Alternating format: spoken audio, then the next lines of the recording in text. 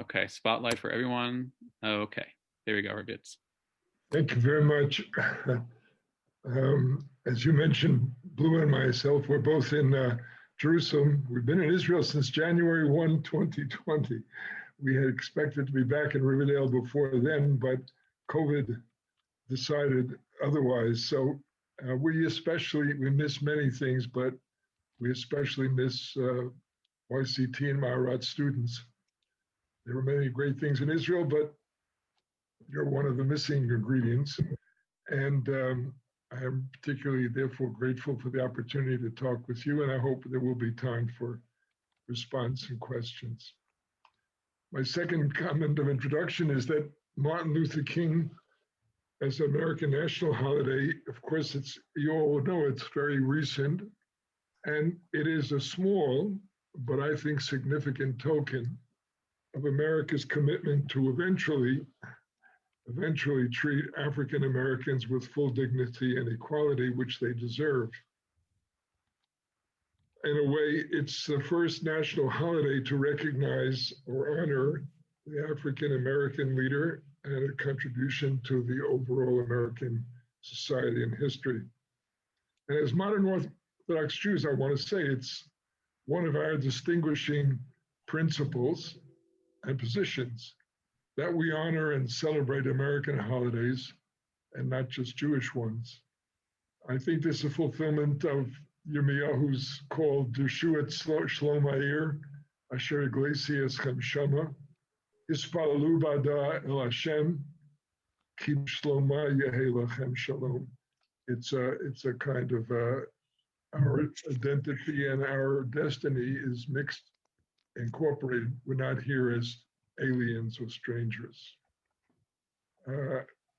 Therefore, you might say this observance on the part of YCT and Maharat fulfills a kind of a double mitzvah. One is that we express our modern Orthodox commitments by seeking the welfare of the United States overall. And secondly, because I think we should identify with Martin Luther King's work. He represents within the religious community the combination of deep religious commitment, taking it very seriously, living it in every aspect of life, and at the same time, taking that commitment to imply and to carry out and to act out to bring full justice, equality, human dignity to America. And that is a cause that we identify with both as religious Jews and as Americans. I'm going to speak briefly, I hope I'll live up to that word. And I have three themes I want to touch upon, and I'm speaking briefly in the hope that you would be able to respond or give your own thoughts or questions. One is that Martin Luther King's role as a leader of his people, meaning the ethnic African American community. At that time in the 60s, it was called Negroes by him and by everybody. The conversation or the culture has moved on to the term African Americans. Secondly, his role as leader of general American society, and not just of the sectoral community, which he, of course, deeply led and represented. And thirdly, his role more briefly as a leader and ally of Jewish people and of American Jews, in particular of Zionism and the state of Israel. So let me start with him as a leader of his own people. What can we learn from? What is the model that we honor? One is, he started like Moshe Rabbeinu. And he came out to his people that your time of oppression, or even maybe more specifically, your passive acceptance or your acceptance of mistreatment is over. And again, I say it's over because he felt he was speaking in God's name. He often uses that image of the prophets. He was deeply influenced by what was called the Hebrew prophets, and there was our Nevi'im. He often quotes them. And in fact, again, he spoke out. Many other preachers, clergy, objected to engagement and objected to speaking politically. And he many times would quote Amos, Hashem diber milo yinaveh, that when God speaks, what else can you do but to speak out as a prophet? Because you have this burning message within you that you have to live up to. And of course, again, when asked to summarize his vision of his message, he often refers to almost again, let justice roll down like waters and righteousness like a mighty stream. So his primary and indeed his most influential impact was to start by ending discrimination, challenging the segregated. It's hard to remember. Thank God you haven't lived through much of it, at least not official segregation. But in the 60s, public toilets, lunch counters, transportation, many hotels, particularly in the South, were legally segregated and closed to African Americans. So he challenged that, not only saying it must end, but literally challenged it by going and challenging and seating. Of course, other students did that, challenge segregating seating and forcing them to end. And most important, he understood that if you want to end discrimination and get equal treatment, you have to take political power. And he made a major impact in extending and developing, getting voting rights for Blacks. There was systematic discrimination against Black voting and kept them out of political influence, of course, and inequality. And there, of course, the Civil Rights Acts of the 1960s are a direct response to his campaign. But he was, importantly enough, it's interesting because as a clergyman sometimes are naive, or if not naive, they are limited in their conception of what do you do politically. He understood that political equality, legal equality is not enough either. And he went on to the serious question, which I think has still not been addressed adequately by our society. It's gotten worse in the last decades, to economic equality. He understood that without economic security, dignity, capacity, there can be no true equality or full human dignity. Among the things he spoke of in really the end of his life, he talked about a guaranteed national income. He certainly, before then, fought for and worked for a better or a national uniform or high-level minimum wage, particularly to help the poor, and extended improvements, unemployment benefits. He also understood economic power works. If you have it to use it, you'll get more. And thus he tried to organize Blacks to boycott lunch counters or stores that treated them with segregation or second quality standing. He also urged them to invest or put their money into Black banks that would reinvest in their communities so that there would be economic growth and development. And the last campaign of his life, and the one during which, as I'm sure many of you are aware of, in Memphis in 1968, during which he was assassinated by a white racist, he came down to Memphis to campaign for unions because he felt that the workers, not just in Memphis, needed unions. This was a sanitation workers' strike, the poorest or the lowest paid civic employees. It was a strike, they were struggling, and he came down to offer his support and to the argument that the union must be fully recognized and the wages of Blacks should be equalized to white, but that even the wages of whites should be raised to a human dignity level. A third very important contribution as a leader and as a teacher. I don't hear anything. I see if you can fix it. Otherwise, we just. He insisted that whatever campaign, whatever movement, whatever political action, it must remain and must be nonviolent. He said this is not just a tactic, it's a principle.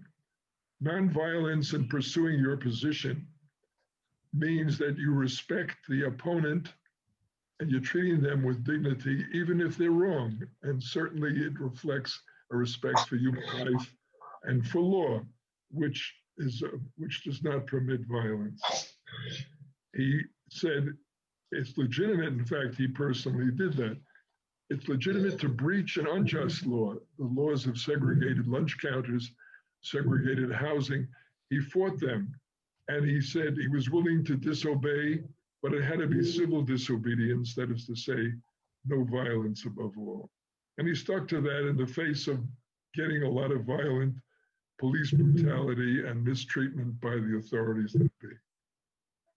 Now, another important quality which I think he taught and which he represented, and no less important, I think it's a message not just for his following then, but for American society and for all of us right now.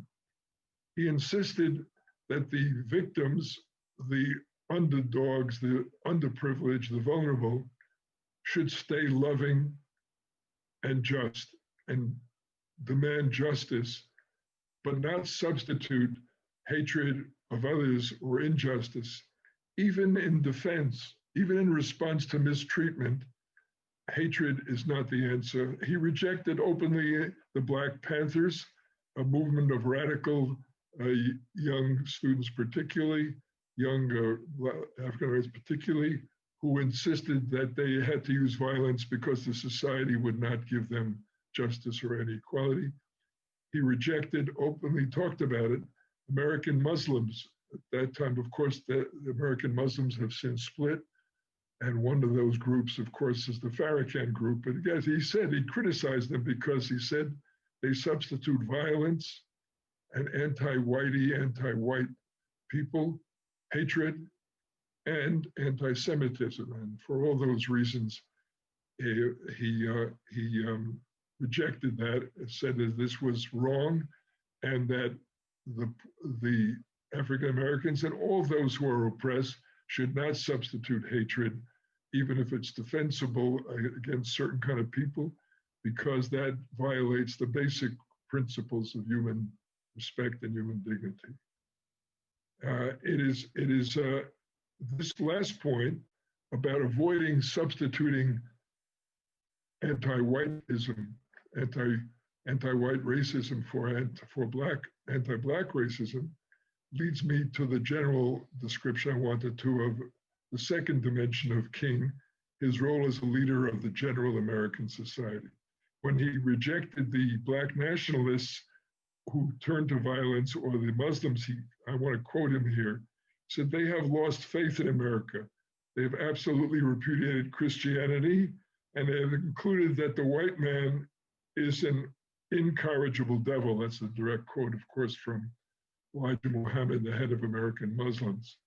But he rejected this hatred and despair because this is I consider this his main contribution and vision as a leader of American society, that he not only came to fight for the principle of Tzelem Elokim, that every human being is an image of God, every human being is entitled to equality and full dignity.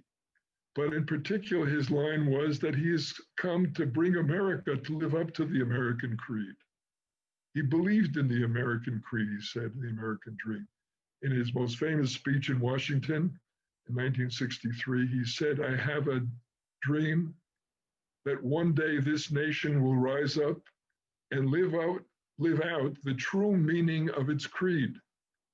Quote, we hold these truths to be self-evident, that all men are created equal." So he spoke not out of disillusionment or out of breach or giving up on America. On the contrary, this is the most fundamental insight, I think, in decision. We want to live up to the best in this country, the best it can be, the best it should be, not debunk or reject the American narrative. And again, he said in another speech in 63, in spite of the difficulties and frustrations of the moment, I have a dream, but it's deeply rooted in the American dream. Now, I'm mentioning this because this is a moment that we are struggling with ourselves and now at this very moment in American life. This is, of course, we start by pointing out this 60 years later. And the situation he opposed has not been corrected. And there's a continuing police brutality, Black Lives Matter. There's continuing abuse and discrimination, systemic discrimination against African Americans. And so I want to contrast the fact that in our time, there are serious people, and I understand why. I put a posting on Facebook today on Martin Luther King Day. You can take a look at it later if you had a moment, but in which I try to make this point. There's this 1619 project, it's called. It's a major rewriting of American history and American history textbooks, sponsored and heavily underwritten and highlighted by the New York Times. But the 1619 project that starts in 1619, the Jamestown, the first colony in America, but also the first slaves, the first bringing of slaves to America. And basically the narrative is that the American narrative is a fake. It's a fraud, it's hypocritical. It claims to be in the Declaration of Independence, all men are created equal, et cetera, et cetera. But from day one, and this is the deep and the real truth, this is a propaganda by white oppressors. The real truth is America was built on exploitation, abuse, injustice, and that's the real nature of the beast. And that's the beast that has to be finally gotten rid of and destroyed once and for all. King took the opposite line. He said, not that this is a fraud and a fake, this is America falling short of its best ideals. He believes that life, liberty, pursuit of happiness, or all men are equal, is what America is really about, what it's meant to be about, what it has been about for many Americans, by the way, not for Blacks. And I understand, I do understand people today who are so frustrated and so enraged, as they should be, as we all should be, that this is still going on 60 years after Martin Luther King and 300 years after the Declaration of Independence, or 250 years of Declaration of Independence, but their position being that we just have to rip the whole narrative apart or reject it. He urged the opposite, that America should extend life, liberty, and pursuit of happiness to all Americans. And it's interesting, and I feel the value and the difference is simply this. Aside from the fact that it means it protects against the oppressed group turning into themselves either haters or rejectors or oppressors of others on the grounds that they have been mistreated. It also, because it gives, you might say, it extends credibility and truth, the legitimacy, I'd say, of patriotism, of being proud what is good about America. It extends legitimacy to the fact that while it has only been that for in a limited way for African Americans, in a much more broader way, America has been the land of life, liberty, opportunity, possibility, equality for Jews, for many immigrants. Again, they didn't suffer from discrimination, but on balance, this is the reality that for millions and tens of millions of Americans, their parents and they moved from oppression to land of freedom and opportunity. And when you deny that and you sort of say it's all a fake and you should be ashamed of being part of this country, there's a real risk that they are turned off or that they feel you're denying my experience. And of course, we've seen that politicians, other people less scrupulous, try to move in and capitalize on this feeling and say, you see, this is not something that you should respect or support. This, under cover of claiming you want to give equality to African Americans, you're really denying and rejecting the value of America and the decency of your experience in your life. King avoided that dead end, I think, morally and politically. And in fact, in the Washington famous speech, he said simply, I have a dream that my 4 children will one day live in a nation where they will not be judged by the color of their skin, but by the content of their character. And he believed that this could be a country which that is true, not just color of skin, but color of culture, color of religion, color of gender. And that is what he worked for. Now, I also want to say, and this is part of his greatness as a leader of American society, he did not only look out for his own people and his own sector, although he had every right to focus on that. At one point in a speech in 1968, the last year of his life, in a local church, he spoke and said, "I'm not only concerned about the black poor," back to this theme I told you, the theme of economic dignity and economic security, which he felt was needed for true equality and true human dignity. But he says, "I'm not only concerned about the black poor, I'm concerned about the white poor. I'm concerned about the Puerto Rican poor, the Indian poor.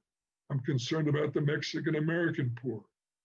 We are going to grapple with the problem of poor people, and we are going to do it in spite of philosophical debate, black and white together." I think a very morally liberating and politically empowering message, which still is a challenge to live up to.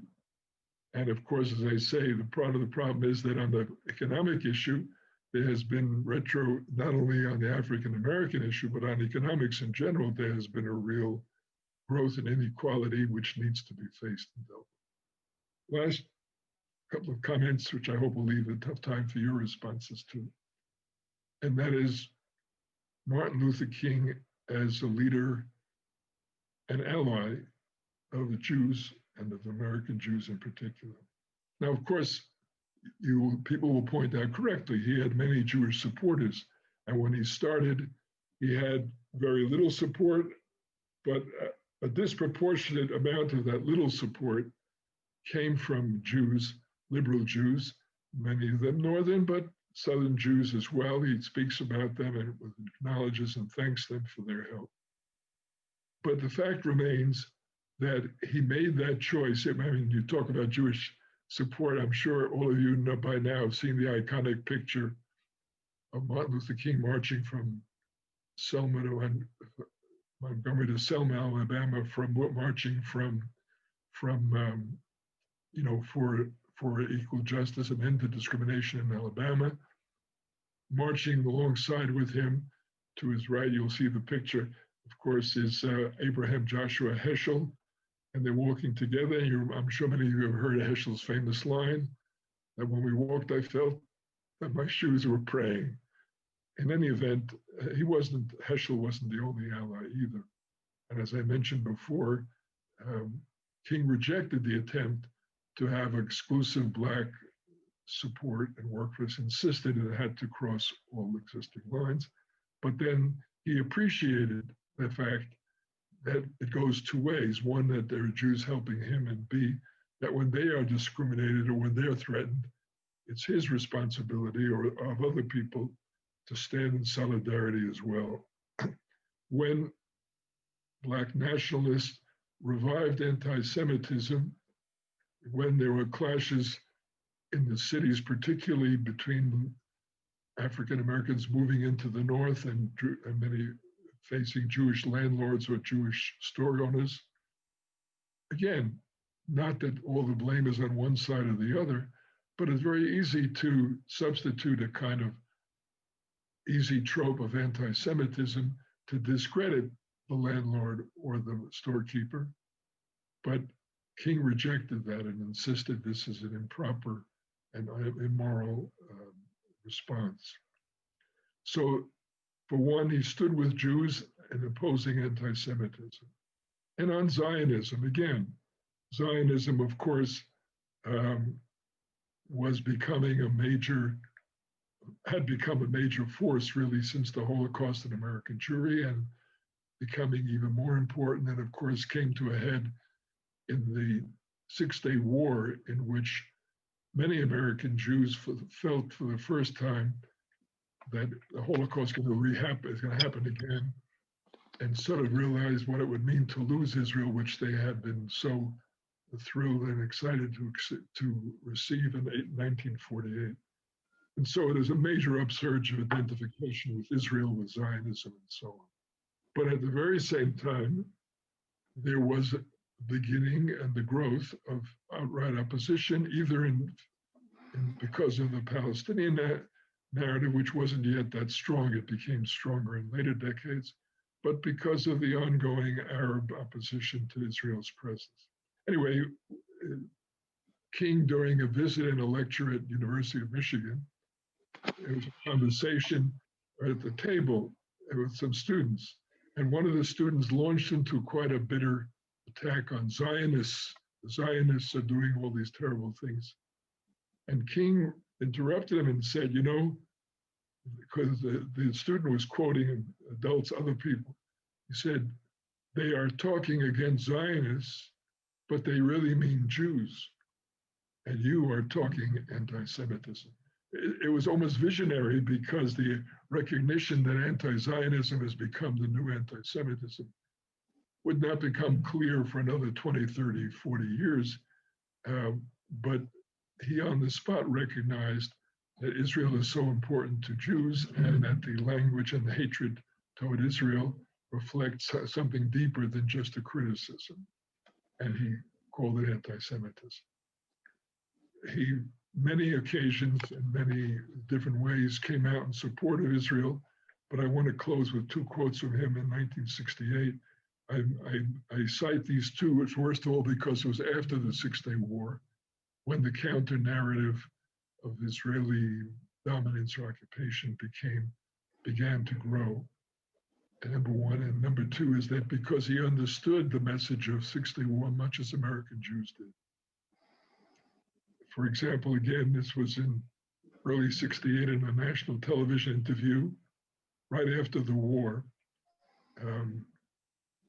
He said, quote, "We must see Israel's right to exist and always go out of the way to protect the right to exist.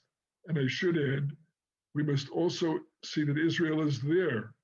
And any talk of driving the Jews into the Mediterranean, as we have heard over these last few weeks or the last several years, is not only unrealistic and not only suicidal talk for the whole world, but I think also it is terribly immoral." And then, again, one of his last speeches, "Peace for Israel means security, and we must stand with all of our might to protect its right to exist, its territorial integrity. I see Israel, and I never mind saying it, as one of the great outposts of democracy in the world, and a marvelous example of what can be done, how desert land almost can be transformed into an oasis of brotherhood and democracy. So peace for Israel means security, and that security must be a reality." I think hitting that balance, not that anyone wants to give Israel a blank check, but that balance of recognizing that challenging its right to exist or undermining its basic security is simply unacceptable, and that Israel, with all the complications and arguments, which I'll be happy to discuss on other occasions, remains a democracy and an outpost of human dignity in the world. King said those things very clearly. In the last decade, people have tried to rewrite or tried to say, well, if he'd be alive today, he would oppose it. I should have mentioned that. After all, at the end of his career, he not only, as an American leader, he turned from his own people's concern to the broader issues of poor, but he also turned to the Vietnam War. And as many of you may be aware, he opposed the Vietnam War. He said it was causing great harm and damage to the Vietnamese and not offered them any help. The justification was that America was resisting a communist dictatorship trying to take over South Vietnam. He said, but that wasn't working, and the government didn't have the support of its people. So it ended up simply being violence and killing of Vietnamese with no justifying or no valid purpose. So they've tried to say, well, just as he opposed the Vietnam War today, he would oppose the occupation. I think it's a false analogy and a false representation, because in the end, what I think King did in opposing the Vietnam War was to reflect a moral realism, which I think we still have to struggle with today on both sides. King came to see that even though he was a pacifist, that all war is not out of the question, that there are places and times in history where there is no choice but to fight, to protect democracy or human dignity.